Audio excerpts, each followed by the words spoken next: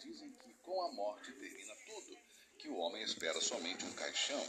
Mas isso não é o que a Bíblia diz. O apóstolo Paulo disse em 2 Coríntios, capítulo 5, versículo 1.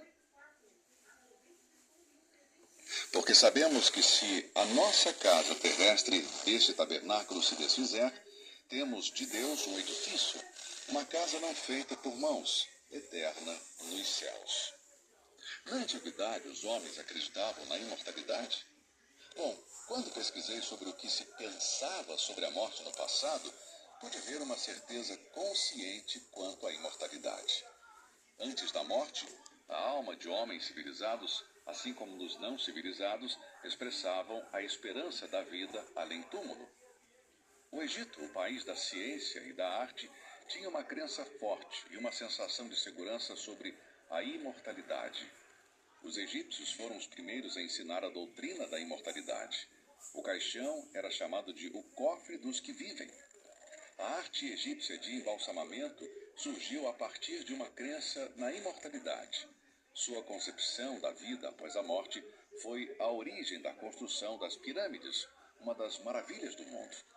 Estes grandes monumentos foram construídos porque se acreditava que a alma voltava ao corpo, portanto, precisaria de uma morada eterna.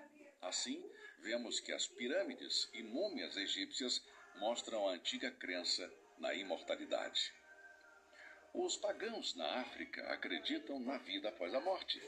As esposas dos mortos moram perto do túmulo para ficar ali pelo resto de sua vida terrena e observar o espírito que partiu. A ideia que transmitem é que vivem aqui apenas um curto período de tempo e continuamos vivendo depois da morte. Não sabemos onde ou em que condições ou em que companhia, porque os mortos nunca mais voltam para contar. Às vezes os mortos voltam e aparecem em seus sonhos, mas eles nunca falam ou dizem para onde eles foram ou como estão. Isso, amigos, veio da África. Recentemente ouvi os testemunhos de missionários que retornaram da África e contaram a respeito dessa crença que eles têm sobre a vida após a morte. Vamos agora para o nosso próprio continente. Índios de outras terras, bem como aqueles que vivem na América do Norte, sustentam a ideia de uma vida após a morte. Em algumas tribos asiáticas antigas, eles acreditavam que o outro mundo poderia ser alcançado através da cremação do corpo. O deus do fogo levaria os mortos para os deuses deste mundo. Alguns índios americanos acreditavam que tinham que prover para os mortos o equipamento necessário para chegar à terra, onde vive o grande espírito. Então eles enterravam seus mortos juntamente com lanças, flechas e canoas. Os índios tinham diferentes maneiras de expressar sua crença na vida após a morte. Quando uma jovem índia morria, um pequeno passarinho era colocado na gaiola até aprender a cantar. Quando isso acontecia, eles davam mensagens de carinho e o soltavam na sepultura da jovem, com a crença de que não iria abrir os olhos ou as asas até que ele tenha voado ao mundo dos espíritos e entregado a mensagem de amor à moça que havia morrido. Talvez você vai dizer, isso é ridículo. Sim, você e eu podemos cair no ridículo. O ponto é que, seja no Egito, na África ou na América do Norte, mesmo antes da chegada dos colonizadores, sempre esteve presente a crença na vida após a morte.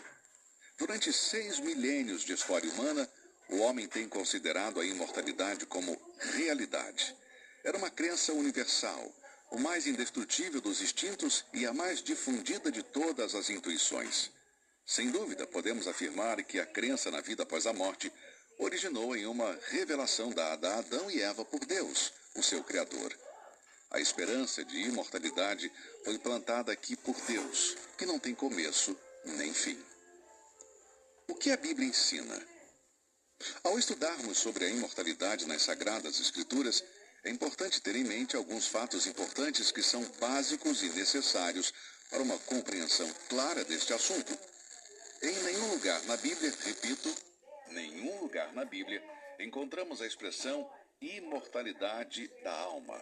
Mas, amigo, por que você não encontra a palavra na Bíblia? Isso não invalida a grande verdade que está contida em suas páginas. A palavra Trindade não está na Bíblia. nem a palavra arrebatamento, ou a palavra encarnação, nem tampouco a palavra milênio.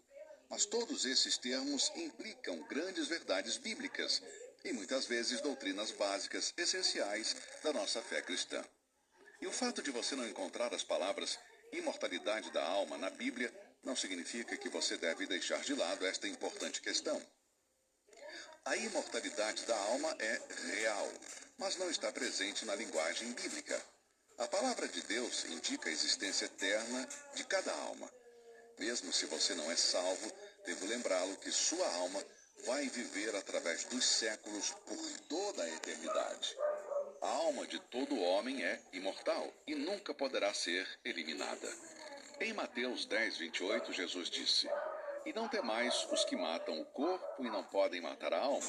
Temei antes aquele que pode fazer perecer no inferno a alma e o corpo." Aqueles